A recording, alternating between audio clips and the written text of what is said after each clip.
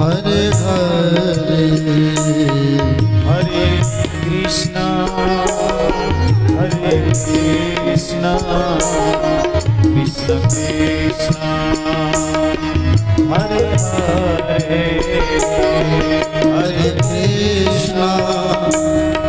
हरे कृष्णा कृष्ण कृष्ण हरे हरे हरे राम राम राम हरे हरे हरे राम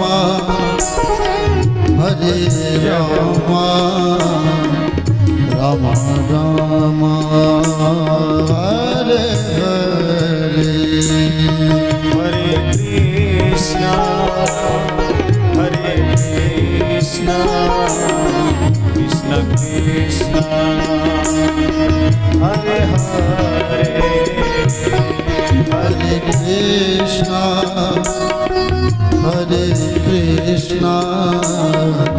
कृष्ण कृष्ण हरे हरे हरे राम राम हरे हरे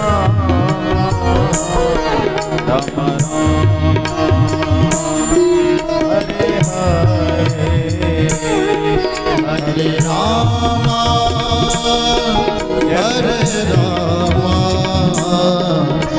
राम राम हरे हरे हरे कृष्णा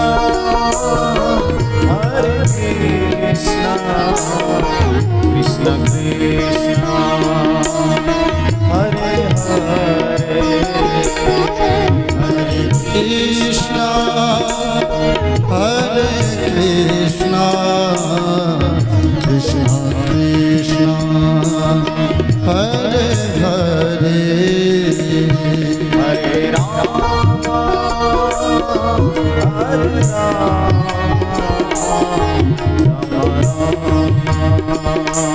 हरे हरे हरे राम हरे हरे हरे राम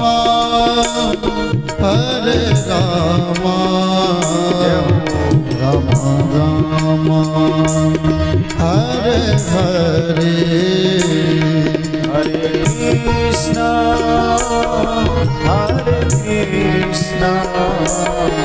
कृष्ण कृष्ण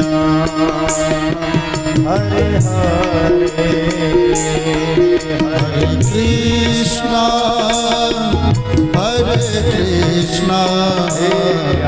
कृष्ण कृष्ण हरे हरे हरे राम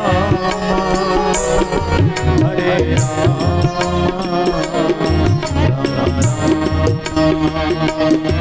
हरे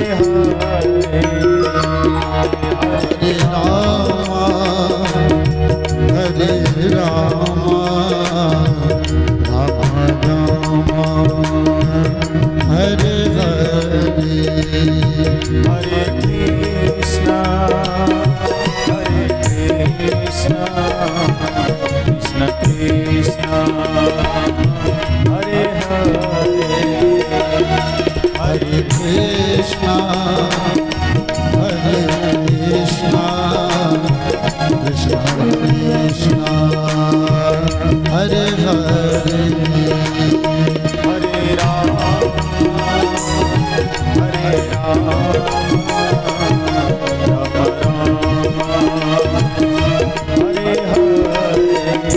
हरे राम हरि बोल हरे राम राम राम हरे हरे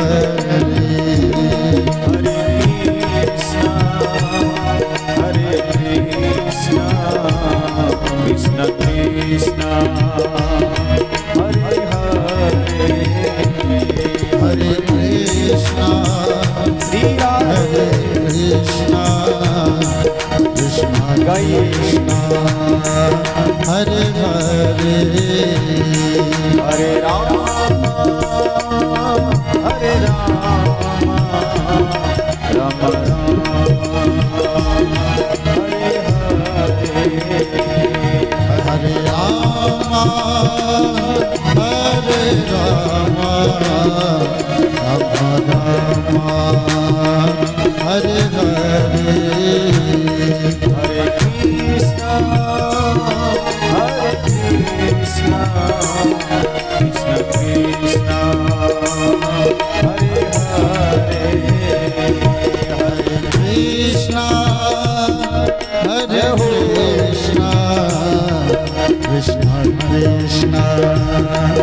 हरे हरे हरे राम हरे राम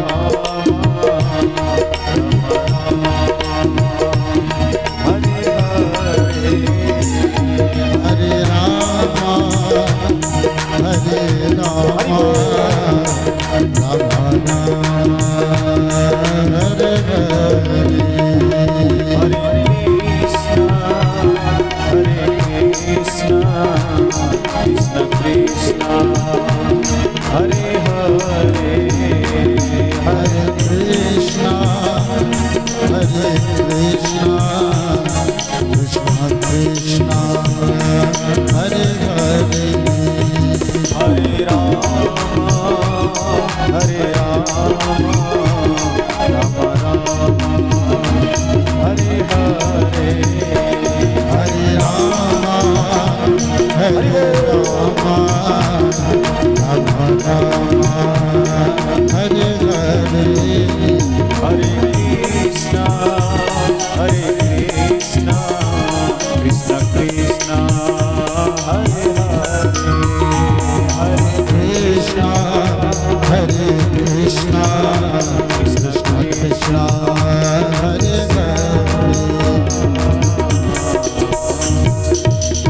बोले बाल कृष्ण लाल की जय श्री वृंदावन बिहारी लाल की जय श्री गिरिराज महाराज की जय श्री हनुमान जी महाराज की जय श्रीमद्भागवत भगवान की जय श्री सुखदेव जी महाराज की जय श्री वेदव्यास भगवान की जय श्री परीक्षित जी महाराज की जय श्री राधा कृष्ण भगवान की जय श्री लक्ष्मी नारायण भगवान की जय श्री गौरी शंकर भगवान की जय श्री सीताराम भगवान की जय बस्ती माता की जय संत भगवान की जय श्री सदगुरुदेव भगवान की जय श्री शालिग्राम भगवान की जय गुरु महाराज की जय दुर्गा माता की जय जय जय श्री राधे राधे जय जय श्री राधे राधे जय जय श्री राधे श्याम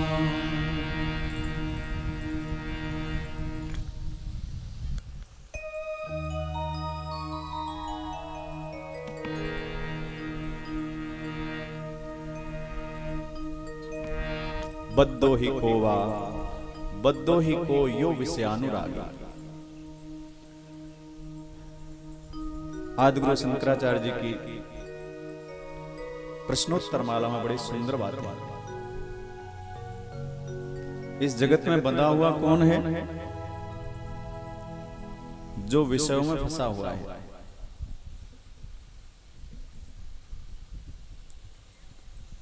कोवा विमुक्तो विषय विरक्ति। मुक्त कौन है?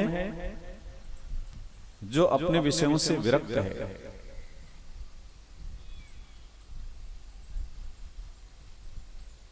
जब तक विषयों का भान है, जब तक विषयों का आस्वादन है, तब तक बंधना पड़ेगा। हमारी इंद्रियों के माध्यम से हम या तो दिव्य आनंद का रसपान करें, अन्यथा तो इस संसार का विषय रस जो अग्नि है, अग्नि के समान, उसका जबरदस्ती पान करना पड़ेगा।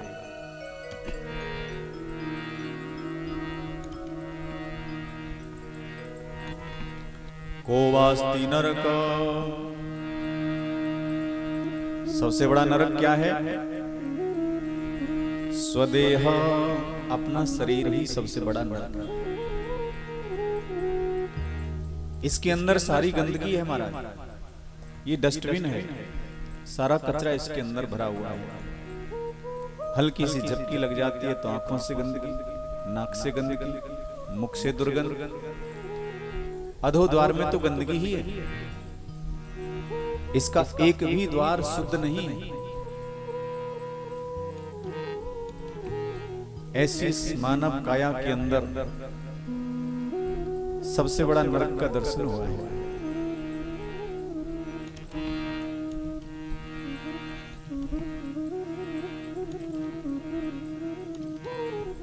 तृष्णाक्षय स्वर्ग पदम किमस्ति। जिसने तृष्णा का क्षय कर लिया है, तृष्णा का नाश कर लिया है, वो स्वर्ग चढ़ने की सीढ़ी है।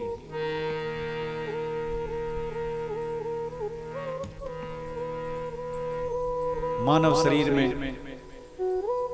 रह करके मौका मिला है। अंजलि में पानी लेकर के देखो, कितनी देर रोक पाओगे? एक एक करके सारी बूंदें गिर जाएंगी। पूरी ताकत लगा दो, कस के पकड़ लो, लेकिन क्या पानी को हथेली में रोका जा सकता है? ज्यादा से ज्यादा 10 मिनट 20 मिनट, अंत तो गत्ता उसको गिरना ही। इसी प्रकार से हमारी आयु, हमारा बल, हमारा पराक्रम, हमारी स्मृति, हमारी सुंदरता, हमारी शरीर की स्थितियां प्रतिदिन गिर रही हैं। हमें दिखाई नहीं देता, लेकिन वो प्रतिदिन नाश की ओर, मृत्यु की ओर एक एक पग अग्रसर होती जा रही है।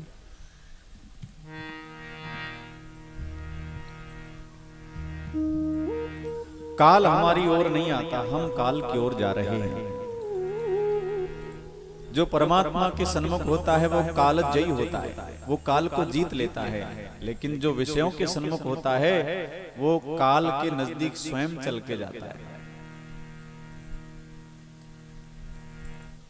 दिव्य रस है भगवान नाम, दिव्य औषधि है भगवान की कथा। यत्र तत्र इनका श्रवण करना चाहिए। 24 घंटे में 1 घंटे भी जिसने भगवान की आराधना के लिए निकाल लिया है, उसका बचा हुआ 23 घंटा बड़े सुकून से बीतता है। और जो ऐसे कंगाल हैं जिनके पास 24 घंटे में 24 मिनट भी परमात्मा के लिए नहीं है, उनका तो यम ही रखवाला है। फिर तो यमराज जो करेंगे सो होगा हमारा।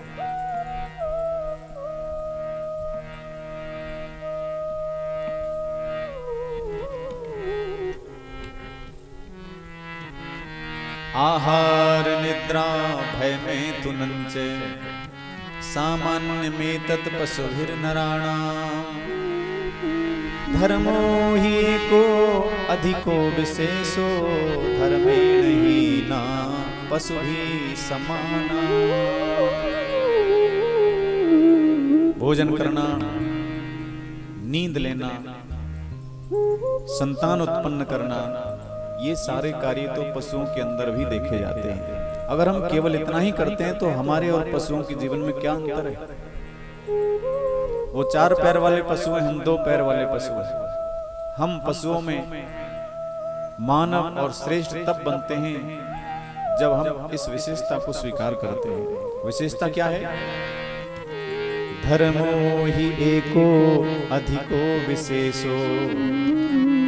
और जिसके अंदर धर्म नहीं है, धर्मेण ही ना पशु भी समाना। जिसके अंदर धर्म ही ना हो वो तो पशु के समान ही है। पशु तुल्य जीवन धर्म के अभाव में जिया जाता है। इसलिए ऐसे धर्म आयोजनों में बढ़कर भाग लेना चाहिए। जीवन का एक क्षण जो आपका कथा के अंदर बीतेगा वही सार्थक होगा, वही वास्तविक जीवन होगा, वही मानव जीवन होगा। अन्यथा तो पशुओं के जैसा जीवन है, व्यर्थ जीवन है।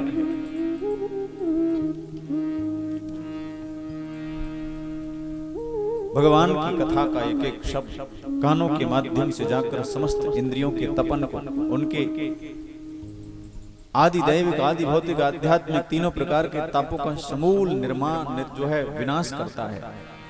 भगवान की कथा समस्त पाप तापों को जड़ से नष्ट करने वाली। तापत्रयोन्मूलनम,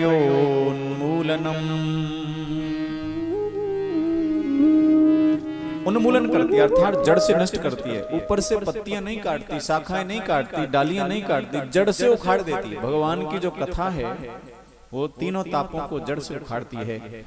और जड़ उखड़ जाती है तो दोबारा जमने की आवश्यकता नहीं होती है, दोबारा जम नहीं सकती। जो भगवान की कथा का रसपान करते हैं और उन्होंने भगवत कथा का जो अमृत बिंदु पान किया है, उसके माध्यम से उनके हृदय में भगवान श्री हरि के प्रति प्रेम का उदय होता है, प्रेम की जागृति होती है, जिसके फलस्वरूप इस संसार का कोई भी दुख उसका स्पर्श नहीं कर सकता है। भगवान का ध्यान आनंदमय है, भगवान का नाम आनंद प्रदाता है, भगवान की कथा आनंद वर्धन करने वाली है। ये सारी अनुकूलताएं परमात्मा ने हमें दी हैं। हम जिस स्थान पर बैठे हैं मृत्यु लोक है। देवताओं में भी कभी कभी ईर्ष्या हो जाती है मनुष्यों को लेकर, ये मनुष्य कितने बड़भागी हैं, ये जब चाहें तब भगवान की कथा का आयोजन करके सुन लेते हैं। हमें तो एक बार सुखदेव स्वामी से प्रार्थना करने पर भी भागवत कथा सुनने को नहीं मिली। ये देवताओं के अंदर भी मनुष्यों से ईर्ष्या हो जाती है हमारे। ये भगवान के उत्सवों में अपना जीवन व्यतीत करते हैं। देवता काम क्रोध आदि उन्हीं के अंदर रमण करते रहते हैं। पुण्य क्षय होने पर वापस उनको मृत्यु लोक में आना पड़ता है। मानव जीवन बहुत मुश्किल से मिला है महाराज। वृंदावन के एक महात्मा थे, तपस्वी, यमुना किनारे तपस्या करते थे। एक चूहा आया, उसके पीछे बिल्ली दौड़ती हुई आ रही थी।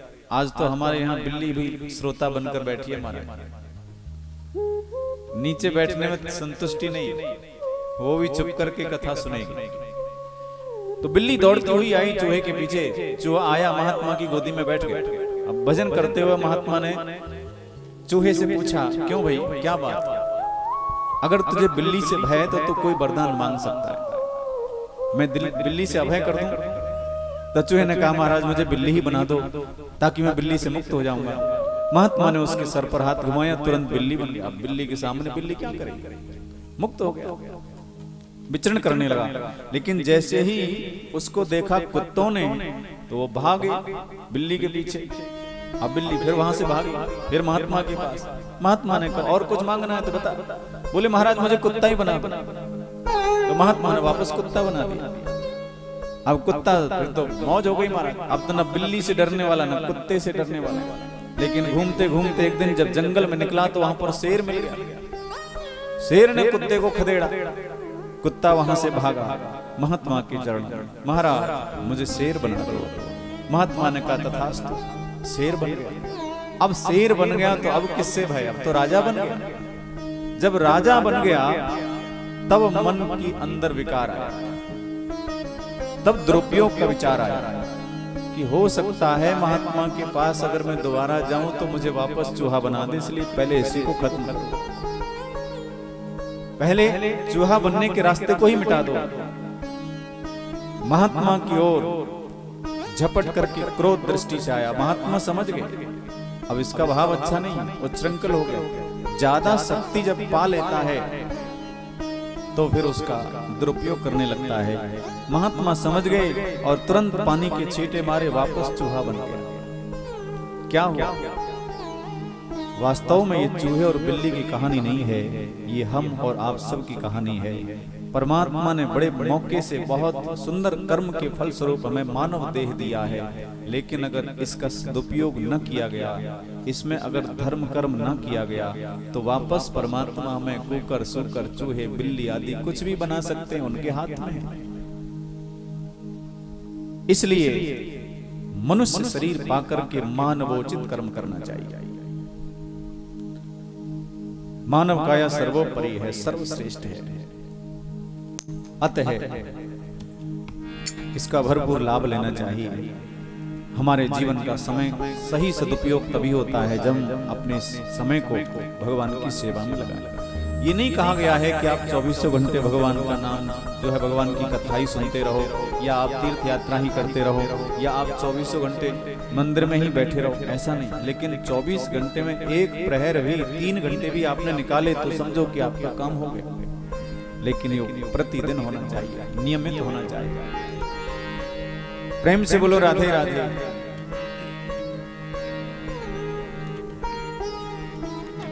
हमारे द्वारा अनेक अनेक कर्म किए जाते हैं।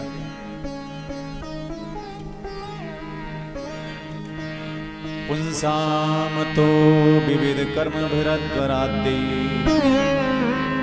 दानेन चोग्र तपसा व्रतचर्यया च आराधनम भगवतस्तव सत्क्रियार्थो धर्मोर्पिता करहि च द्रियते न यत्र।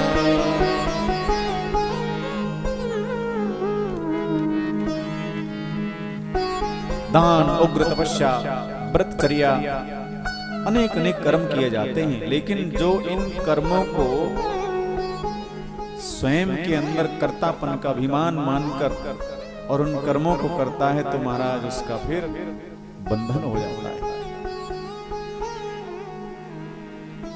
कर्म के जन्य बंधन की प्राप्ति होती है। बंधन अच्छी रस्सी का हो चाहे बुरे रस्सी का हो, बंधन तो बंधन है। एक व्यक्ति जेल जा रहा था, हथकड़ियां पड़ी थी जेल में जो है हाथों में। उसको पूछा, हाँ अपराधी है इसलिए तो जेल जा रहा है? बोले ऐसा वैसा अपराधी नहीं हो, दुनिया की तरह लोहे की हथकड़ी नहीं, मेरे हाथ में सोने की हथकड़ी है, देख नहीं रहे हो? अरे भैया, हथकड़ी सोने की हो चाहे लोहे की हो, लेकिन तुम जा तो जेल को ही रहे हो, वहां मार तो खानी ही है ना, बंदी तो बनी ही गए ना। तब उसे समझ में आया, बोले हाँ ये बात तो है। अर्थात शुभ कर्मों को करने के बाद भी अगर अभिमान तुम्हारा नहीं गया तो तुम उन कर्मों का फल भोगने के लिए बाध्य हो जाओगे और तुम्हें वहां जाना पड़ेगा। स्वर्ग सोने की हथकड़ी है, नरक लोहे की हथकड़ी है। स्वर्ग में भी बंधन है माया, वहां पर भी जीव परमात्मा से विमुख हो जाता है और परमात्मा से विमुख होना ही सबसे बड़ी विपत्ति है इस दुनिया में। प्रेम से बोलो राधे राधे। अतः संभल करके करना चाहिए। पुण्य कर्म करने के बाद में कर्तापन का अभिमान ना हो और अपने पुण्य का बार बार बखान भी ना हो। आप जानते हो ययाति ने बड़े बड़े धर्म किए, बड़े बड़े पुण्य किए, इतने बड़े पुण्य किए कि सीधे सदेह पहुंच गया स्वर्ग में, शरीर के साथ स्वर्ग में पहुंच गया। इंद्र भयभीत हुआ, इंद्रासन अब उसका हो गया, क्योंकि इंद्रासन की शर्त ही यह है कि हाँ अगर कोई सदेह पहुंच जाए तो उसे इंद्रासन देना पड़ता है। अब कोई ऐसे इक्के दुक्के अलग बात है कि दशरथ जी महाराज जब जाते थे तो उन्हें इंद्रासन की इच्छा जागृत नहीं होती, बल्कि अरध सिंहासन आसन दे। इंद्र भी महाराज दशरथ जी को आधा सिंहासन छोड़ते थे बैठने के लिए, लेकिन कभी उनके मन में विकार नहीं आया। अगर वो चाहते तो इंद्र का पूरा इंद्रासन ले सकते थे, उनकी योग्यता थी।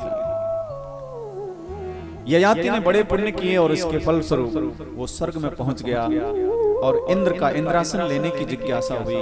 इंद्र भयभीत हुआ और अपने गुरुदेव के पास गया, महाराज इंद्रासन तो चला, अब क्या करें? गुरुदेव ने विचार किया और युक्ति बताई। तुम जाकर के ययाति से प्रश्न करो, पूछो कि उसने ऐसे कौन कौन से पुण्य किए जिसके फलस्वरूप तुम स्वर्ग में उपस्थित हुए हो। तब ययाति ने अपने मुख से, मैंने इतने कन्याओं का विवाह कराया, इतने यज्ञ किए, इतना दान किया, इतने ब्राह्मण भोजन कराए, इतने गौ सेवा की, इतनी संत सेवा की, इतना सब कुछ बखान कर दिया। और आप जानते हैं अपने द्वारा अपने किए हुए कर्मों का मुख से बखान करने पर सबका नाश हो जाता है। सारे पुण्य समाप्त हो गए, ययाति मृत्यु लोक में आ गया। अपने द्वारा किए हुए कर्म को कभी याद न रखे, सत्कर्म को भूल जाए, उस कर्म के अभिमान से बचे और अपने द्वारा किए हुए सत्कर्म का बार बार बखान न करे। योग सिद्धि तप मंत्र प्रभाव फलई तबई जब करई दुराव। ये सारी चीज इनको जितना छुपाया जाए तभी ये बढ़ती है महाराज। प्रेम से बोलो राधे राधे। अनेक अनेक कर्म किए जाते हैं, ऐसे सभी कर्मों को पुंसामतो विविध कर्म भरद्वराद्दे दानेन चोग्र तपसा व्रतचर्यया च।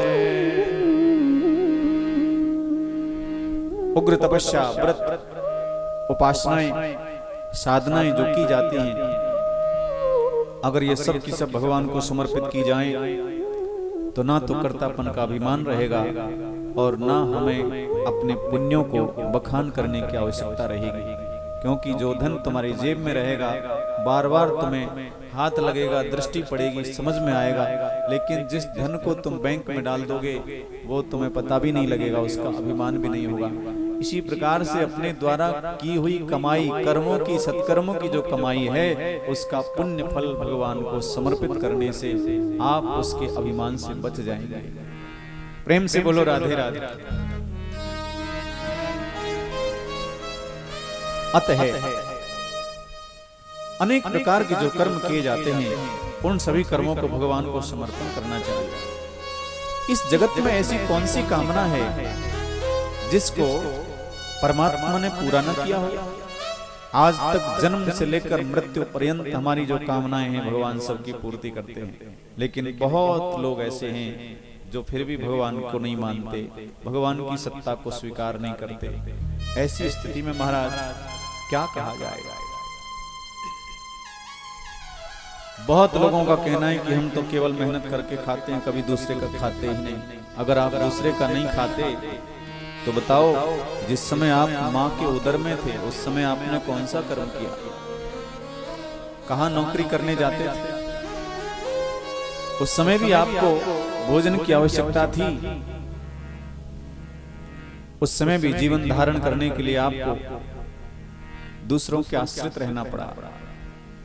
परमात्मा की कृपा के फलस्वरूप माँ के स्तनों में दूध बाद में आता है, लेकिन उदर में ही आपके भोजन की व्यवस्था माता की नाल शक्ति के द्वारा होती है, जो नाभि में जुड़ा होता है, और उसके माध्यम से जीव को भोजन की व्यवस्था होती है। जब उसकी बाहर आने की तैयारी होती है तो माँ के स्तनों में दूध की व्यवस्था हो जाती है। ऐसा दयालु है वो सबको खाने पीने की व्यवस्था करता है।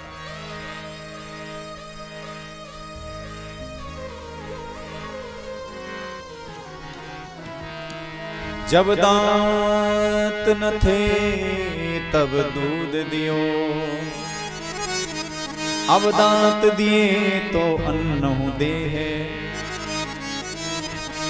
जल में थल में पशु पक्षिन में सबकी सुधि ले है, सो मेरी भी ले है। जान को देत अजान को देत, जहान को देत वो सबको दे है। रे मन मूर्ख सोच करे क्यों, सोच करे कछु हाथ नहीं।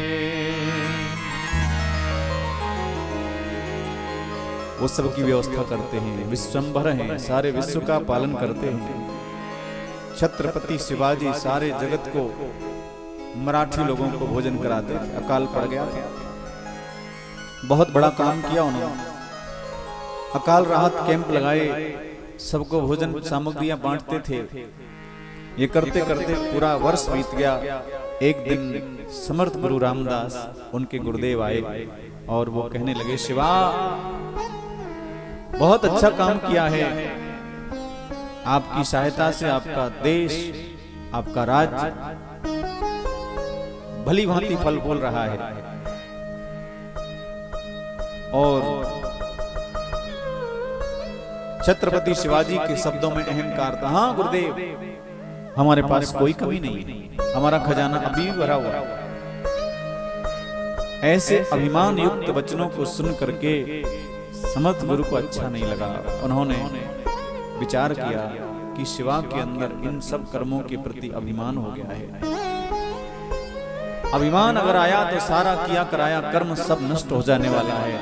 इसलिए उनको सबक सिखाने के लिए समर्थ गुरु ने कहा, शिवा ये सामने जो पत्थर पड़ा है इसको उठाओ। उसको उठाया, बोले अब इसको तोड़ कर देखो। जब उसको तोड़ा गया तो उसके अंदर से पानी निकला और पानी के अंदर एक छोटा सा मेंढक उसके अंदर बैठा हुआ। समर्थ गुरु रामदास जी कहने लगे, बेटा क्या इस मेंढक का पालन भी तुमने ही किया है? तुम्हारे राज्य में अकाल पड़ गया था। जो प्रबुद्ध शिष्य होते हैं उनको समझाने की आवश्यकता नहीं, उनको बहुत थ्योरी कहने की आवश्यकता नहीं, तुरंत समझ गए, चरणों में गिर पड़े, गुरुदेव आपने मुझे बचा लिया, आपके इस उपदेश से मैं धन्य हो गया। कर्तापन का अभिमान अगर बना रहेगा तो वो कर्म तुम्हारे कोई काम का नहीं है। माना तुमने बहुत बड़ा यज्ञ किया, बहुत बड़ा आयोजन किया, बहुत बड़ी दुर्गा पूजा की, बहुत बड़ी भागवत कथा का आयोजन किया, लेकिन उसका अगर अभिमान मन में बना रहा तो वो कर्म नष्ट हो जाता है। इसलिए अभिमान से बचना चाहिए, कर्तापन के अभिमान से मुक्त होना चाहिए।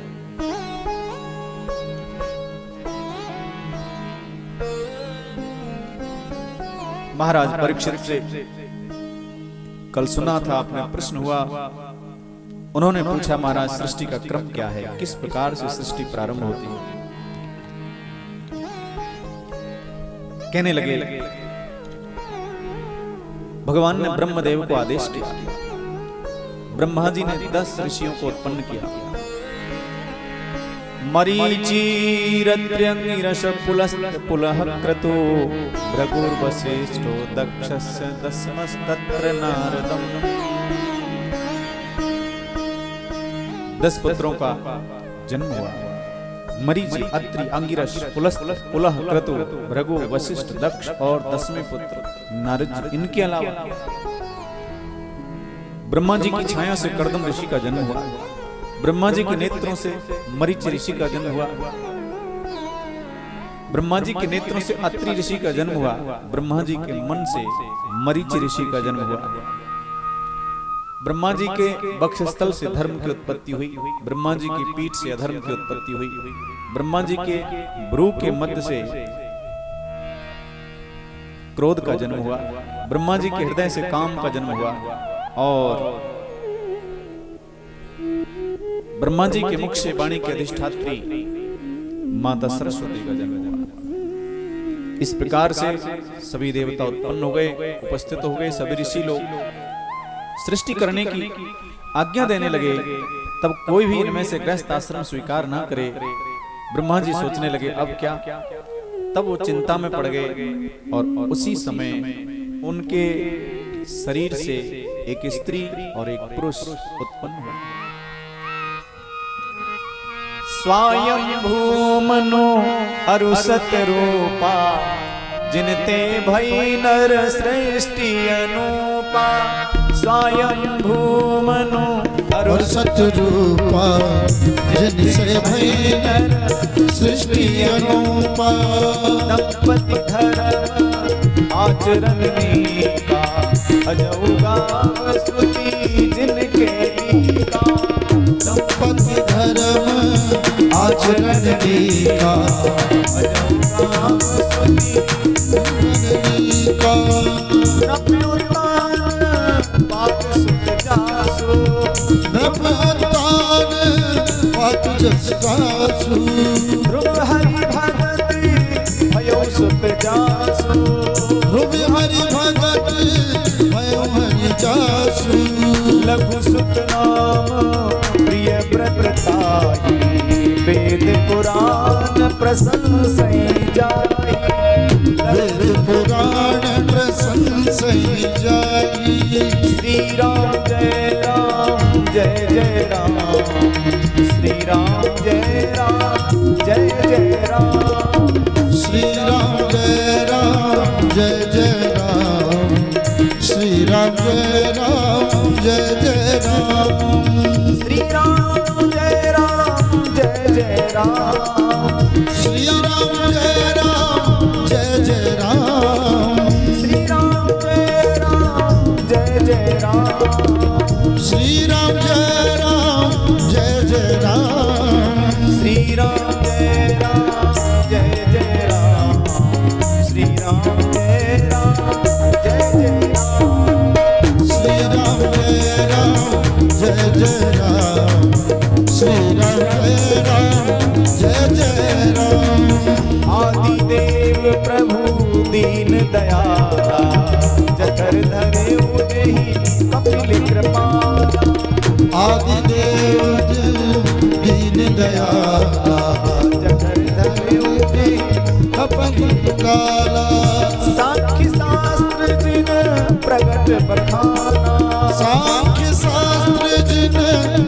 निकट बखाना।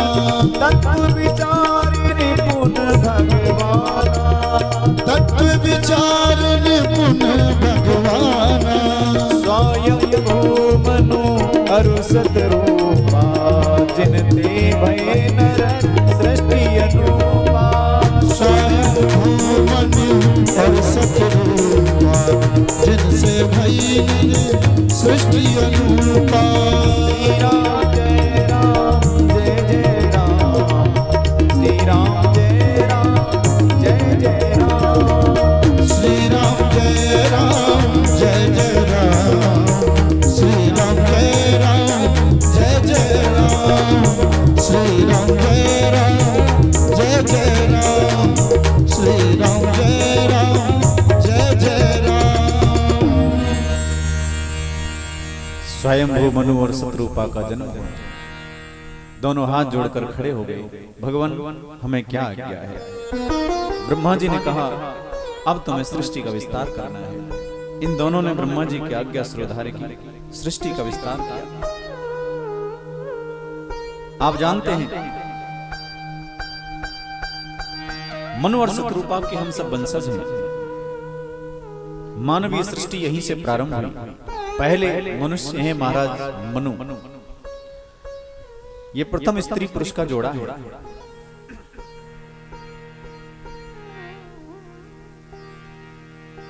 इन्होंने सृष्टि का प्रारंभ किया, जिनसे प्रथम पुत्र महाराज उत्तानपाद का जन्म हुआ। उनके छोटे पुत्र महाराज प्रियव्रत का जन्म हुआ। एक कन्या देवहूति का जन्म हुआ। आकुति और प्रसूति का जन्म हुआ। 5 संतानों ने जन्म लिया। सब कुछ ठीक हो गया। एक दिन मनु और शत्रुपा हाथ जोड़कर ब्रह्मा जी के सामने खड़े हो गए। महाराज हमारे सामने बड़ी समस्या आ गई। क्या? बोले जो हिरण्याक्ष है वो पृथ्वी को लेकर पाताल में चला गया है। अब हमारी सृष्टि कहां पर निवास करेगी? ब्रह्मा जी बड़े चिंतित हुए और उसी समय उनको छींक आई। उनके नासा छिद्र से एक छोटा सा सूकर का बच्चा निकला और वो थोड़ी देर में ही भगवत कृपा से, ये भगवान की माया थी, भगवान की शक्ति थी, नाक से ही उत्पन्न क्यों हुए और सूकर का ही रूप धारण क्यों किया? कोई दूसरा ही रूप ले लेते।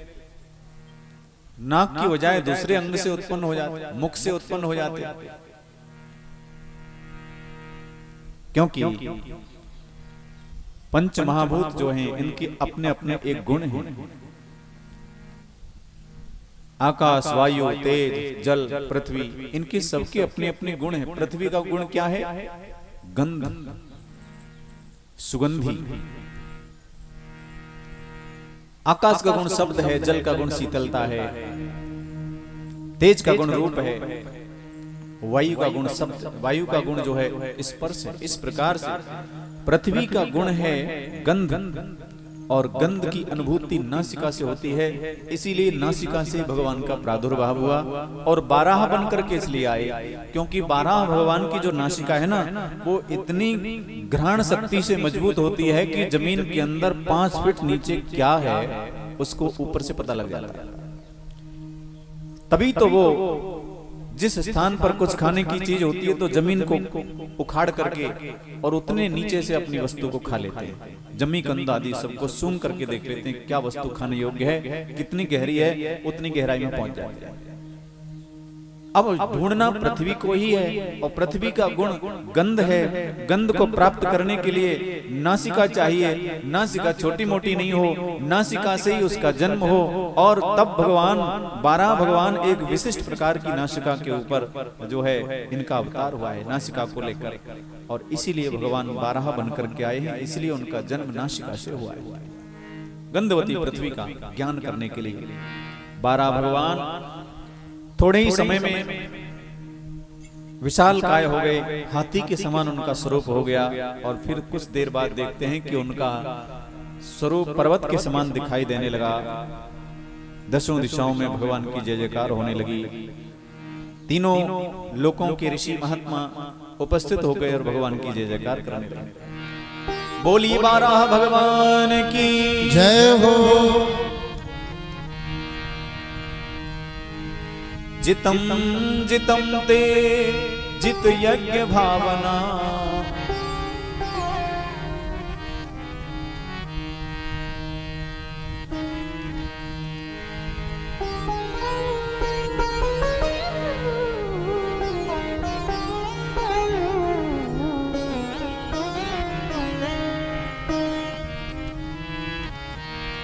जितम जितम ते जित यज्ञ भावना, त्रयीतनुं स्वां परिधुम्बते नमः।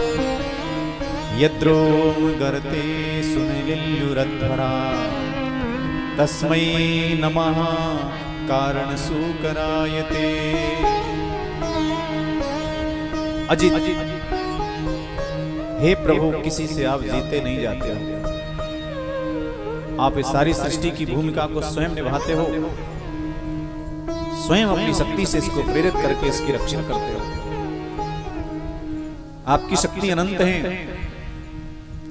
सर्वशक्तिमान ऐसे जगत नियंता आपके चरणों में हम सब प्रणाम करते हैं। सभी देवताओं ने, ऋषियों ने मिलकर भगवान की स्तुति की।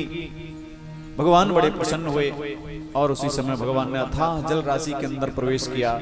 जब पृथ्वी नहीं थी तो केवल समुद्र ही समुद्र था।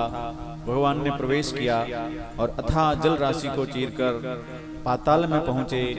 वहां हिरण्याक्ष ने पृथ्वी को छुपा के रखा हुआ था। पृथ्वी को अपनी दाढ़ों पर रख करके चलने लगे। रास्ते में हिरण्याक्ष नारद जी के पास आया और नारद जी से कहने लगा, बाबा, ये क्या कीर्तन वीर्तन करते रहते हो, नारायण नारायण, छोड़ो, हमसे युद्ध करो। गदा लेकर के आया। नारद जी महाराज कहने लगे, भैया हमको युद्ध करना नहीं आता। अरे बाबा, आज आपको युद्ध करना पड़ेगा। बोले, हम जानते नहीं युद्ध क्या होता है। बोले, आपको लड़ना होगा। नारद जी कहने लगे, भैया एक बात बताओ, अगर हम स्वयं तुमसे ना लड़ें और किसी बड़े पहलवान का नाम बता दें तो चलेगा? बोले, हाँ चलेगा। तो बोले, जाओ, जिस पृथ्वी को तुमने छुपा करके रखा था, आज उसे एक विशाल बाराह लेकर के जा रहा है, उससे युद्ध करो। और भगवान ने चाहा तो तुम्हारी भुजाओं की ताकत वहां पर शांत हो जाएगी, तुम्हारी खुजली भी शांत हो जाएगी। ये क्रोध में भर करके आया, बारह भगवान का सामना किया। बारह भगवान ने कई बार युद्ध टालने की चेष्टा की, लेकिन ये नहीं माना। तब भगवान ने सोचा कि ये तो आत्म कल्याण के लिए ही आया है।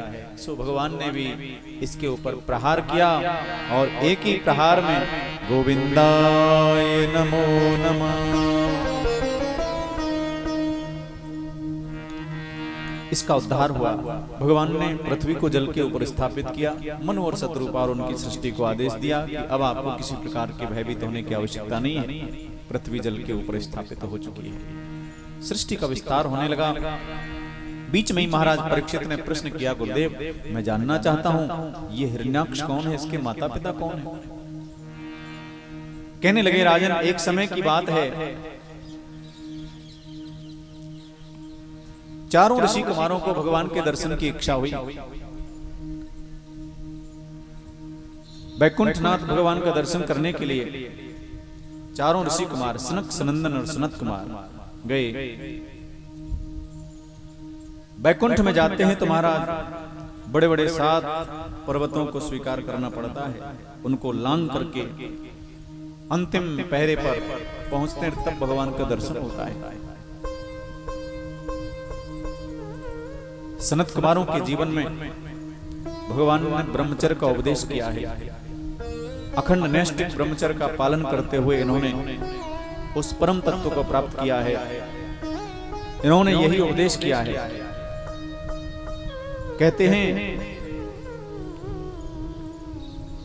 जो ब्रह्मचर्य के धनी हैं वो परमात्मा तक पहुंच सकते हैं। कभी भी परमात्मा उनके द्वार तक आ जाते हैं। आगे एक कथा आएगी बलि और बामन की। जिनका नाम बलि है, वो बलि क्यों है? क्योंकि उनके गुरु का नाम है शुक्र। जो शुक्र की सेवा करता है, अर्थात जो ब्रह्मचर्य का पालन करता है, उनके लिए परमात्मा के पास जाने की आवश्यकता नहीं, भगवान स्वयं उनके द्वार पर आ जाते हैं।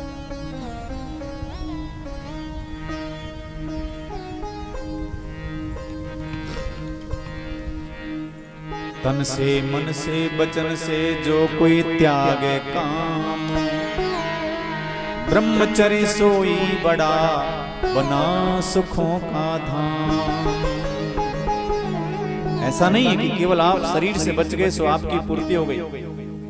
मन से भी वचन से भी, जिनका मन कभी इधर उधर नहीं होता। आज की स्थिति बड़ी दयनीय है, ब्रह्मचर्य का लोप हो गया है। केवल शुक्र की सेवा करने के कारण, अर्थात ब्रह्मचर्य का अखंड पालन करने के कारण बलि बलवान बन गया, और इतना बलवान बन गया कि भगवान को उसके सामने बौना बनना पड़ा, बामन अंगुल का बनना पड़ा। ये इस कथा का रहस्य है। ऐसी ही शक्ति जो है सनत कुमारों के पास है। आज वो ब्रह्मचर्य शक्ति के साथ बैकुंठ में साक्षात पहुंच गए। साक्षात पहुंचने की क्षमता होती है। बैकुंठ कहाँ है? बोले हमारे हृदय के समस्त द्वार जब खुल जाते हैं तो जो तप लोक है, मस्तक का जो द्वार है वही बैकुंठ है। इसमें 7 पहरों को पहले पार करना पड़ता है। यम, नियम, आसन, प्राणायाम, प्रत्याहार, धारणा, ध्यान और 8वां द्वार समाधि। जब समाधि लगती है तो महाराज वहां पर क्रोध आ जाता है। काम का छोटा भाई है क्रोध। काम, बड़े बड़े ऋषि मुनि तपस्वी जो होते हैं काम को जीत लेते हैं लेकिन क्रोध को नहीं जीत पाते। जैसे ही ये द्वार पर पहुंचे हैं वहां पर जय और विजय, प्रतिष्ठा और प्रसिद्धि बड़े बड़े योगियों को गिरा देती है महाराज। जय अपने देश में विजय, और विजय अर्थात दूसरे देशों में विशिष्ट विजय, प्रसिद्धि, इन दोनों चीजों को हर कोई व्यक्ति त्याग नहीं पाता है और ये उनकी ख्याति को गिरा देते हैं। प्रेम से बोलो राधे राधे राधे राधे। अतः काम, और काम से छोटा जो है क्रोध, उसको वश में करना चाहिए। ऋषियों को क्रोध आया, और क्योंकि ये क्रोध जो था वो संसारी नहीं था, ये क्रोध विशेष था क्योंकि वो दर्शन करना चाहते थे और उसमें अगर कोई बाधा उत्पन्न करे तो क्रोध आना स्वाभाविक है। इसलिए भगवान ने इसको गलती नहीं मानी और भगवान अपनी कृपा से लौट कर जो है अपने आसन को त्याग करके आए और ऋषियों को दर्शन दिया। क्योंकि क्रोध धर्म संगत है। अगर भगवान के मिलने में कोई बाधक है उसके प्रति क्रोध आए तो अच्छी बात है, आना ही चाहिए। लेकिन निरर्थक जो हमेशा क्रोध करते हैं वो परमात्मा को कभी पा नहीं सकते। बार बार जय और विजय को मना करने पर भी उन्होंने नहीं माना। ये जय और विजय, ये प्रतिष्ठा और प्रसिद्धि जबरदस्ती गले पड़ जाती हैं। इनको मनाना या इनको वश में करना बहुत बड़े बड़े योगियों के वश में भी नहीं होता। को मामिहेत्य भगवत परिचर्ययोच्चैस्तद्धर्मिणां निवसतां विषम स्वभावा तस्मिन् प्रशांत पुरुषे गत विग्रहेस्त्वं कोबात्मवत्कुह कयो परिसंकिनीया।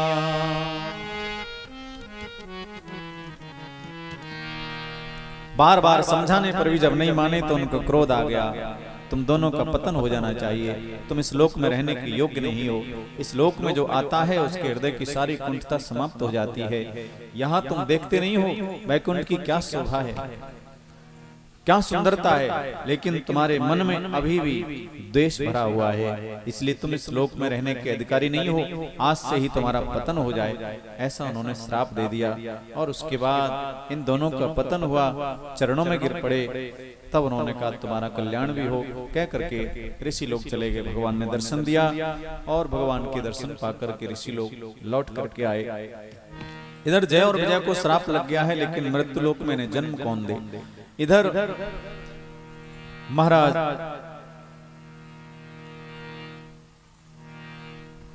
दिति,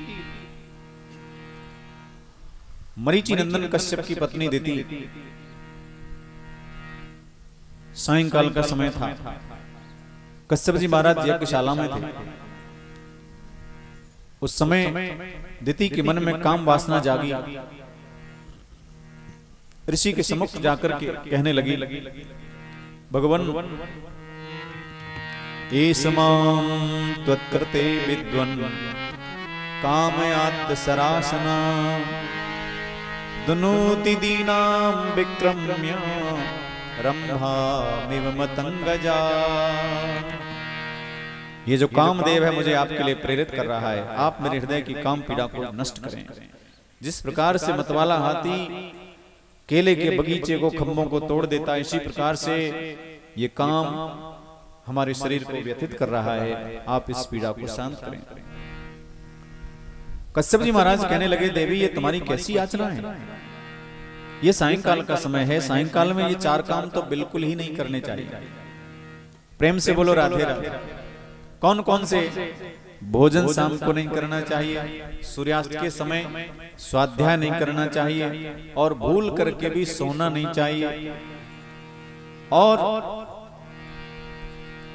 मैथुन भी नहीं करना चाहिए, संतान उत्पन्न भी नहीं करनी चाहिए। इन 4 कामों को अगर करते हो तो इनका विपरीत फल भोगना पड़ता है। अगर भोजन करोगे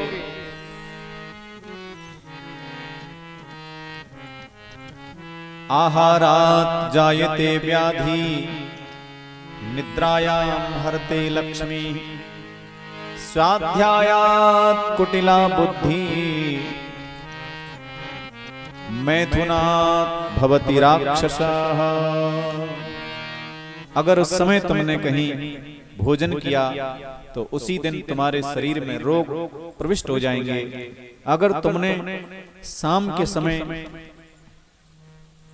शयन किया तो माता लक्ष्मी विदा हो जाएंगी, घर में दरिद्रता आ जाएगी, सब वस्तुओं का अभाव हो जाएगा। माता लक्ष्मी शाम को हर घर में जाती हैं, वो देखती हैं जिस घर में घर की मालकिन सोई हुई है या घर का मालिक सोया हुआ है, तो माता लक्ष्मी सोचती हैं यहाँ तो सब सोने में लगे हैं, यहाँ किसको आवश्यकता है लक्ष्मी की, चलो आगे चली जाती है, दरवाजा खाली, और उसके बाद पूरे सिद्धियां उनकी माता लक्ष्मी के साथ में चली जाती हैं, घर में दरिद्रता आ जाती है। इसलिए शाम को सोना भी निषेध है। स्वाध्याय कुटिला बुद्धि, जो बच्चे दिन भर खेलते हैं और जैसे ही सूर्यास्त होते हैं अपनी पुस्तक लेके बैठ जाते हैं, कभी ध्यान रखना आपके बच्चे ऐसा गलती ना करें, क्योंकि शाम को पढ़ने वाले बच्चों की बुद्धि कुटिल हो जाती है। वो पढ़ते तो कितने भी हैं, लेकिन जब एग्जाम होती है तो डबल 0 लेकर आते हैं, नंबर नहीं आते, क्योंकि बुद्धि कुटिल हो जाती है, धारणा शक्ति का लोप हो जाता है। ऐसी स्थिति में बच्चे कितना ही पढ़े उन्हें याद नहीं होगा। शाम को पढ़ना निषेध है। कब तक निषेध है महाराज? कितने बजे से कितने बजे तक? जितने बजे सूर्यास्त होते हैं, जैसे आज 6:05 पर सूर्यास्त हैं, तो उससे ठीक 72 मिनट का समय संध्या काल होता है, उतना छोड़ देना चाहिए और उसके बाद आप पढ़ो, कुछ भी करो। तो 1.25 घंटे का जो टाइम है, 1 घंटे 12 मिनट का जो टाइम है, वो संध्या काल का होता है, सुबह भी और शाम को भी। सुबह सूर्यास्त जब होता है तो संध्या काल समाप्त हो जाता है, सूर्य उदय जब होता है तब संध्या काल समाप्त हो जाता है। तो सूर्य उदय से पहले 72 मिनट संध्या काल में भजन करें, और शाम को सूर्यास्त के तुरंत बाद शुरू हो जाता है और 72 मिनट तक चलता है, उसके बीच में भी संध्या काल भजन करें, तो आपको उस भजन का प्रभाव मिलता ही है, उसे कोई रोक नहीं सकता है। सही समय पर सही काम होना चाहिए। गलत समय पर अगर कोई सही काम भी करोगे तो बात अच्छी नहीं होगी। अर्थ धर्म कामादि सुख सेवई समय नरेश। काम आदि सुखों को भोगने का समय रात्रि के 12 बजे होता है। अगर कोई दिन के 12 बजे उस काम को करे तो वो धर्म संगत नहीं है। काम अच्छा है, लेकिन मन में सृष्टि को विस्तार करने का विचार है, लेकिन टाइम सही नहीं है। सुबह सुबह धर्म कर्म करने का टाइम होता है, लेकिन उस समय अगर कोई सुबह सुबह अपने व्यापार को लेकर बैठ जाए तो वो भी सही नहीं माना जाता। सही समय पर सही काम होना चाहिए। मैथुनात् भवति राक्षसः। अगर उस समय गलती से भी संतान उत्पन्न करने का संकल्प लिया तो आपके गर्भ से मानव नहीं राक्षसों का ही जन्म होगा, जो विचारों से राक्षस होंगे। दिति इतना समझाने पर भी नहीं मानी और वो तो निर्लज्ज होकर के कश्यप जी के वस्त्रों को खींचने लगी। ये सोच करके कश्यप जी महाराज भी आश्चर्यचकित रह गए कि आज दिति को क्या हुआ। ऐसी प्रेरणा इसके मन में कभी नहीं हुई, क्योंकि दिति भी तो बहुत योग्य थी, लेकिन इसके मन में आज ऐसी वासना क्यों। तब उन्होंने विचार किया ये भगवान की ही कोई घटना है, भगवान की ही कोई लीला है। हरिक्षा समझ करके उन्होंने दिति के काम को सांत्वना दी और एक स्थान पर रमण किया और उसके बाद स्नान किया। यज्ञशाला में आए, हाथ जोड़कर बैठ गए, यज्ञ भगवान से क्षमा मांगने लगे, प्रार्थना करने लगे। इतने में ही दिति भी स्नान करके आई और कहने लगी, हे देव मुझे क्षमा करना, मैंने आपके बार बार मना करने पर भी, सायंकाल का निषेध होने पर भी मैंने ये कुकृत्य किया है, इसके लिए मुझे बड़ा भारी पश्चाताप है। कश्यप जी महाराज ने जैसे ही दिति की ओर देखा, उनके नेत्र लाल लाल हो गए और दिति भयभीत हो गई। दिति थरथर कांपने लगी, हिलने लगी और कश्यप जी ने श्राप दे दिया। कहने लगे, अरे दुष्टे, तू मेरे बार बार मना करने पर भी ना मानी, इसलिए मैं तुझे श्राप देता हूं, तेरे उदर से इंसान नहीं दो राक्षसों का जन्म होगा। दो राक्षस तुम्हारे गर्भ से उत्पन्न होंगे, क्योंकि उधर दो ही थे ना, जय और विजय, उनको श्राप लग गया है। अब वो भी तो ढूंढ रहे थे, ऐसी जगह तलाश कर रहे थे, उनको पता लग गया कि उनको राक्षस होने का जो है श्राप मिल गया है। दोनों ने प्रवेश किया, दिति के गर्भ में प्रवेश कर गए। जय और विजय भगवान के पार्षद थे और कहते हैं, दिति ने विचार किया कि अगर मेरे गर्भ से राक्षसों का जन्म होने वाला है तो मैं इनको जन्म ही न दूंगी। आप जानते हैं सुखदेव स्वामी 12 वर्ष तक अपनी मां के उदर में रहे और दिति ने 12 वर्ष नहीं बल्कि 100 वर्ष तक गर्भ को धारण किया। मेरे बच्चों की जितनी आयु होगी उनको गर्भ के अंदर ही रखूंगी और वहीं से विदा कर दूंगी, लेकिन 100 वर्ष बाद भी गर्भ वृद्धि को प्राप्त होते रहे। दिति ने सोचा बात नहीं बनेगी, प्रकृति से लड़ना उचित नहीं है। दोनों को जन्म दिया और जन्म होते ही महाराज वो तो आकाश की ओर बढ़ने लगे। इंद्र को अपना प्रथम शत्रु मान करके देवताओं को भगवान विष्णु को प्रताड़ित करने का उपद्रव करने लगे। तब भगवान 12 आए और हिरण्याक्ष का वध कर दिया। 12 भगवान के माध्यम से हिरण्याक्ष का वध हुआ। बोलिए 12 भगवान की जय। पृथ्वी साथ लेके गदा हाथ लेके चले आना प्रभु जी चले आना, कभी 12 रूप में आना, कभी 12 रूप में आना, कभी 12 रूप में आना, कभी 12 रूप में आना।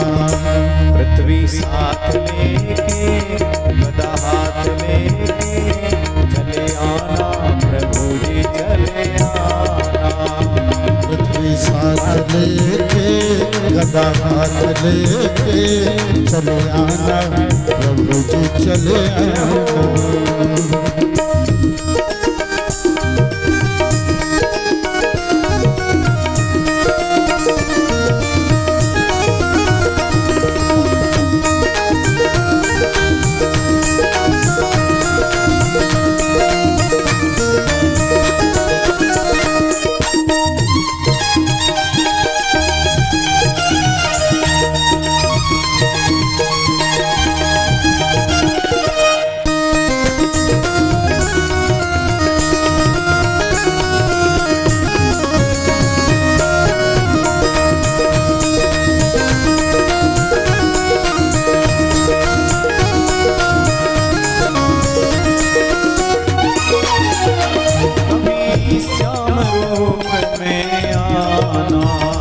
कभी श्याम रूप में आना, कभी श्याम रूप में आना, कभी श्याम रूप में आना, राधा साथ लेके मुरली हाथ लेके चले आना प्रभु जी चले आना,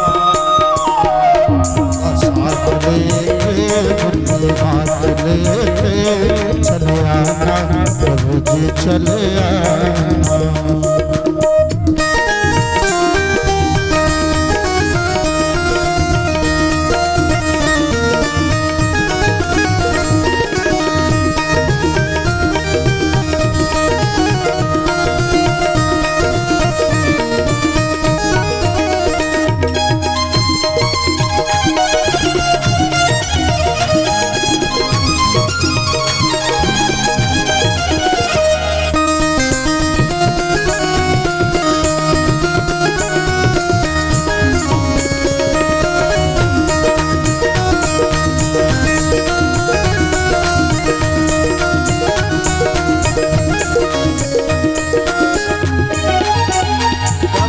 राम रूप में आना, कभी राम रूप में आना, कभी राम रूप में आना, कभी राम रूप में आना, सीता साथ लेके धनुष हाथ लेके चले आना मुझे चले आना, सीता साथ लेके धनुष हाथ लेके चले आना प्रभु जी चले आना, चले आना प्रभु जी चले आना, चले आना प्रभु जी चले आना, चले आना प्रभु जी चले आना, चले आना प्रभु जी चले आना, चले आना प्रभु जी चले आना।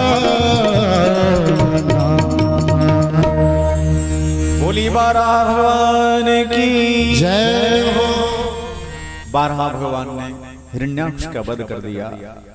तत्पश्चात हिरण्यकशिपु का वध आगे सप्तम स्कंद में वर्णन किया है। महाराज ब्रह्मा जी के पुत्र कर्दम ऋषि तपस्या के लिए गए, और तपस्या के लिए क्यों गए? उन्हें अच्छी पत्नी चाहिए, इसके लिए तपस्या। भगवान उनके मनोभाव को पहचान कर बहुत हंसे, क्योंकि 10,000 वर्ष तक तपस्या की सरस्वती माँ के किनारे।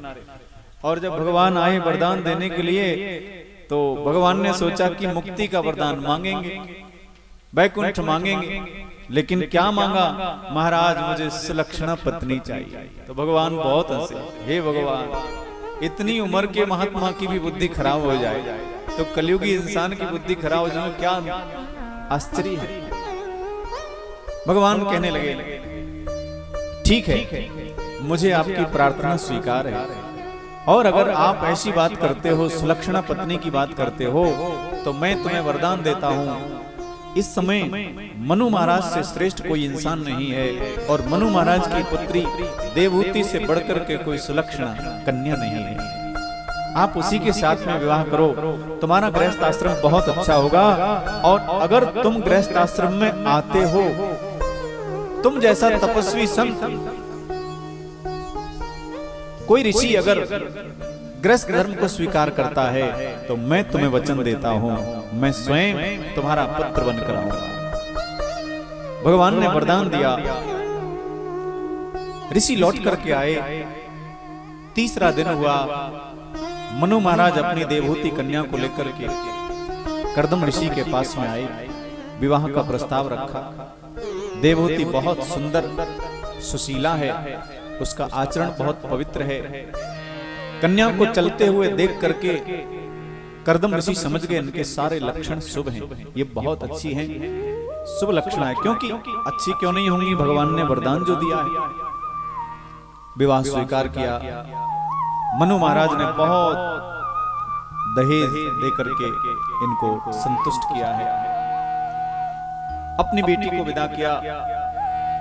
तत्पश्चात बड़े प्रेम से, विश्वास से, निष्ठा से अपने पति की सेवा में लीन हो गई। देवहूति ये करते करते एक दिन कर्दम ऋषि समाधिस्थ हो गए। उन्हें पता ही नहीं चला कि मेरा विवाह हो गया है। वर्षों की समाधि लग गई, कई वर्ष व्यतीत हो गए। एक दिन जब समाधि खुली तब देखा देवहूति के चेहरे पर झुर्रियां पड़ गई थी। वृद्धावस्था ने उनको घेर लिया, आंखें धस गई थी, चेहरे की सुंदरता बिगड़ गई। कर्दम ऋषि ने जैसे नेत्र खुले तो पूछा, देवी तुम कौन हो? ये सुनकर देवहूति के नेत्रों से अश्रु आ गए और वो कहने लगी, महाराज इस दासी ने आपसे 40 साल पहले विवाह किया था और आपके साथ में 7 फेरे खाए हैं। मैं आपकी अर्धांगिनी, आपकी धर्म पत्नी हूं। कर्दम ऋषि को बड़ा पश्चाताप हुआ, हे भगवान मेरे से कितना बड़ा अनर्थ हो गया। 40 वर्ष की समाधि, समय का जाने नहीं पड़ा, इतना समय बीत गया। देवी तुम्हारे साथ में अच्छा नहीं हुआ है, तुम्हारा गृहस्थ धर्म बिगड़ गया है, इसके लिए मैं क्षमा प्रार्थी हूं। लेकिन तुम्हारी सेवा से मैं बहुत संतुष्ट हूं। अब बताओ मैं तुम्हें क्या दूं?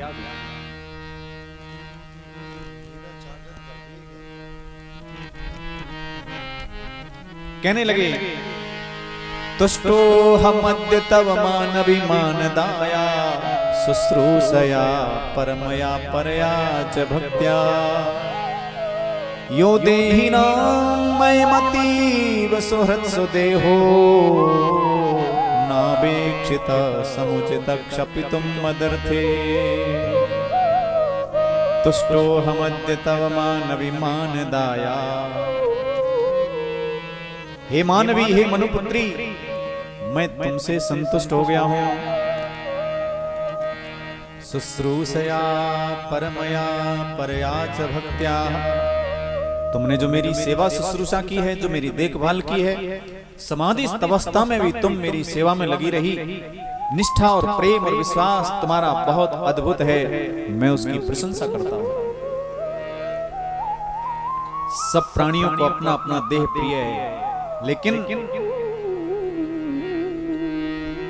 तुमने अपनी देह की परवाह न करते हुए तुम एक एक पल तक इंतजार करते हुए वृद्धावस्था की ओर चली गई, लेकिन तुमने कभी अपने विषय में विचार नहीं किया।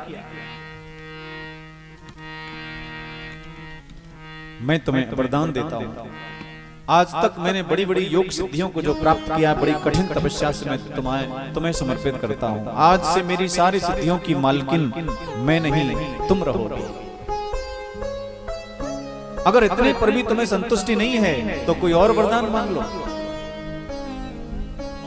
तब देवहूति हाथ जोड़कर कहने लगी, महाराज अपने जीवन में आप जैसे श्रेष्ठ तेजस्वी पति को प्राप्त करके एक पतिव्रता स्त्री के अंदर केवल एक ही भाव आ सकता है कि आपके जैसा योग्य उसे पुत्र चाहिए। जब ये अभिप्राय सुना उन्होंने और फिर देवहूति की ओर देखा, देवहूति की अवस्था को देखा, तो महाराज बड़ा कष्ट हुआ, दुख हुआ, क्योंकि पुत्र उत्पन्न करने वाली आयु तो निकल चुकी थी। वृद्धावस्था में थोड़ी पुत्र होते हैं। भैया ये वाला बंद हो गया, स्पीकर कहाँ? ये बंद हो गया। ये कहां से बंद हो गया? देखो इधर वाला। उन्होंने कहा, देवी चिंता मत करो, तुमने सही काम किया है, तुम्हारी सेवा से हम प्रसन्न हैं, इसलिए हम अपने योग सिद्धियों के बल पर तुमको युवावस्था प्रदान करते हैं। आप उस सरोवर में स्नान करो। और स्वयं भी स्नान करने के लिए गए। अपने योग बल से ऋषि ने ऐसा चमत्कार किया कि देवहूति 16 वर्ष की अवस्था को प्राप्त हो गई और स्वयं भी 16 वर्ष के बन करके आए। और उसके बाद दोनों ने जो है संतान उत्पन्न का विचार किया और फिर उन्होंने एक विमान बनाया जिसको कामक विमान के नाम से जानते हैं। ये मन की गति से उड़ने वाले थे महाराज। भारत का विज्ञान उस जमाने में बहुत आगे बढ़ा हुआ था। अगर आज वो विज्ञान होता तो आपको आकाश में एरोप्लेन आदि की आवश्यकता नहीं पड़ती। हमारे पास में ऐसी विद्याएं थी जिसमें ना तो तेल चाहिए, ना पेट्रोल चाहिए, ना तो ड्राइवर चाहिए। मन से उनका कनेक्शन होता था, मन की गति से चलने वाला था पुष्पक विमान। कामक विमान। उस समय जितने भी देवताओं के पास में और भी बहुत सारे विमानों का वर्णन आता है, जो देवताओं के पास थे, अपने अपने विमानों में बैठ करके देवता लोग आकाश में भ्रमण करते थे, लेकिन उस विद्या का लोप हो गया। कामक विमान की रचना की। कामक विमान में कहीं से गड़बड़ है, ये बंद हो गया, इधर वाला स्पीकर बंद हो गया, कहां से बंद हुआ है?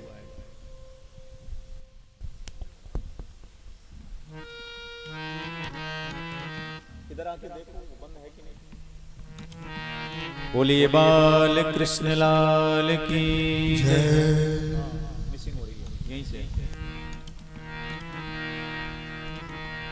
श्रीमद् भागवत भगवान की जय। सुंदर शरीर प्राप्त करके कामक विमान के अंदर प्रवेश किया, और ये कामक विमान मन की गति से उड़ने वाला था। वहां से उड़ चला और चलते हुए हिमालय की खाड़ियों में जाकर के पहुंचा। 100 वर्ष तक उसमें विहार किया, जिसमें 9 कन्याओं ने जन्म लिया। कला, अनसुईया, श्रद्धा, हविर्भू, गति, क्रिया, ख्याति, अरुंधति और शांति। मन में विचार करने लगे, मैं जिस समय गृहस्थ आश्रम में आने वाला था उस समय भगवान ने मुझे आशीर्वाद दिया कि मैं तुम्हारा पुत्र बनकर आऊंगा, लेकिन वो पुत्र अभी आया नहीं। बहुत समय व्यतीत हो गया हमारा। मन में विचार किया, बहुत दिन बीत गए, अब तो भगवान को आ जाना चाहिए।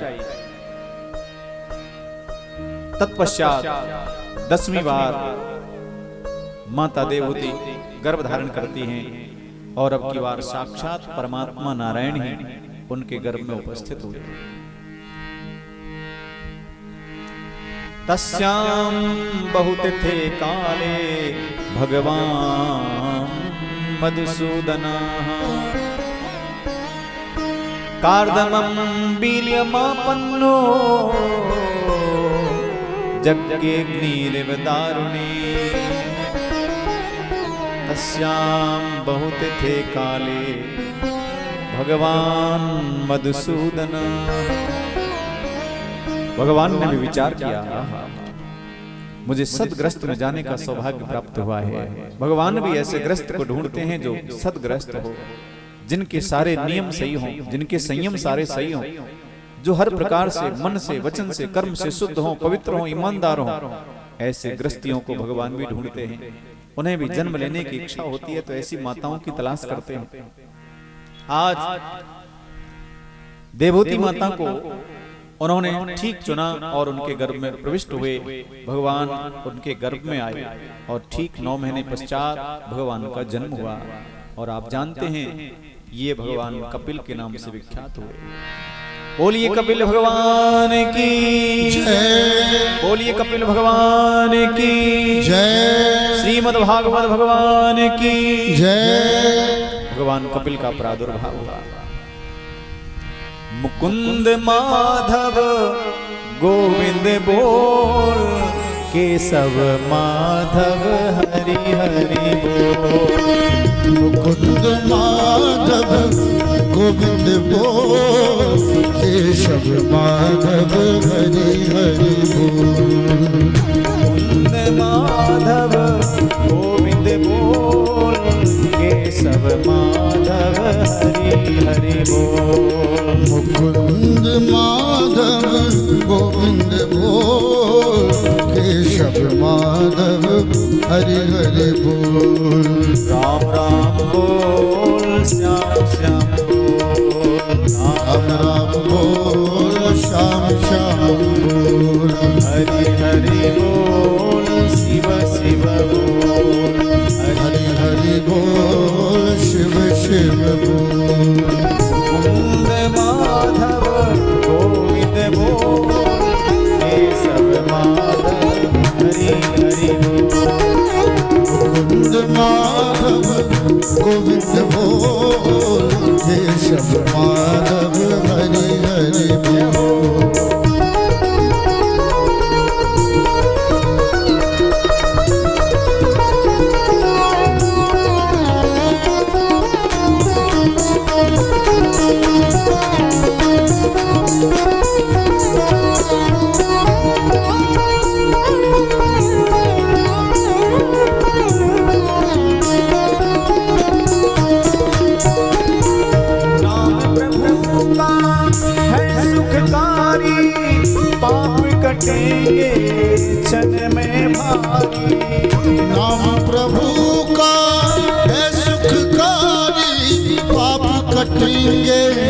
क्षण में भारी, पाप कटेंगे क्षण में भारी, पाप कटेंगे क्षण में भारी। नाम का पीले अमृत घोल, केशव माधव गोविंद बोल। नाम का पीले अमृत घोल, केशव माधव हरि हरि बोल। मुकुंद माधव गोविंद बोल, केशव माधव हरि हरि बोल। मुकुंद माधव गोविंद बोल, केशव माधव हरि हरि बोल।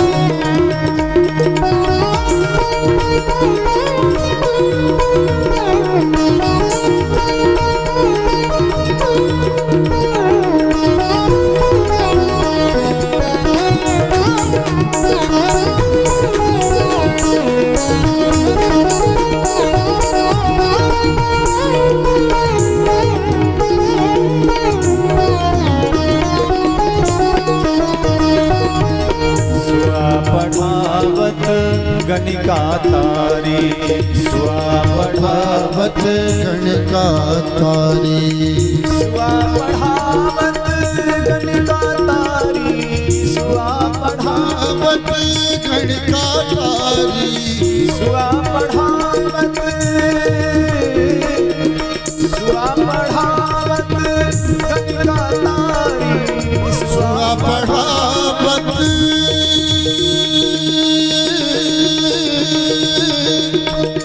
बढ़ावत बढ़ावत सुआ बढ़ावत गणिका तारी, सुआ बढ़ावत गणिका तारी। बड़े बड़े निश्चर संहारी, बड़े बड़े निश्चर संहारी। नाम की महिमा है अनमोल, केशव माधव गोविंद बोल। नाम की महिमा है अनमोल, केशव माधव गोविंद बोल। बोल हरि हरि हरि बोल, केशव माधव गोविंद बोल। बोल हरि हरि हरि बोल, केशव माधव हरि हरि बोल। केशव माधव गोविंद बोल, केशव माधव गोविंद बोल। केशव माधव गोविंद बोल, केशव माधव गोविंद बोल। केशव माधव गोविंद बोल। केशव माधव गोविंद बोल। राम राम बोल, श्याम श्याम बोल। राम राम बोल, श्याम श्याम बोल। राम राम बोल, श्याम श्याम बोल। राम राम बोल, श्याम श्याम बोल। शिव शिव बोल, हरि हरि बोल। शिव शिव बोल, हरि हरि बोल। शिव शिव बोल, हरि हरि बोल। शिव शिव बोल, हरि हरि बोल। मुकुंद माधव गोविंद बोल, केशव माधव हरि हरि बोल। मुकुंद माधव गोविंद बोल, केशव माधव हरि हरि बोल। केशव माधव हरि हरि बोल। हरि बोल, हरि बोल, हरि बोल,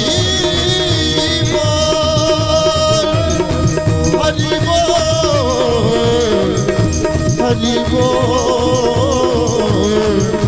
हरि बोल, हरि बोल, हरि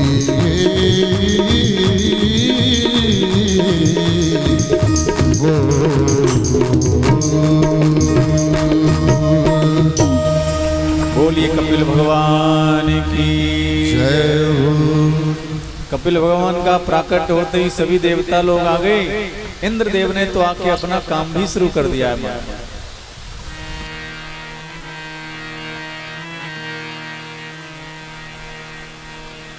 अगर बारिश हो तो आवाज ना हो तो कथा हो सकती है, पर आवाज इतनी होती है कि माइक भी सुनाई नहीं देते।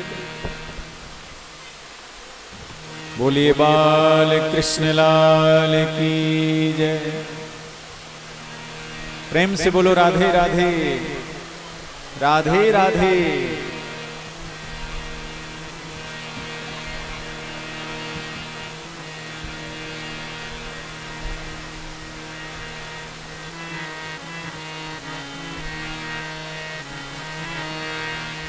बोलिए श्रीमद् भागवत भगवान की जय। श्री हनुमान जी महाराज की जय। आसमानी माता की जय। बस्ती माता की जय।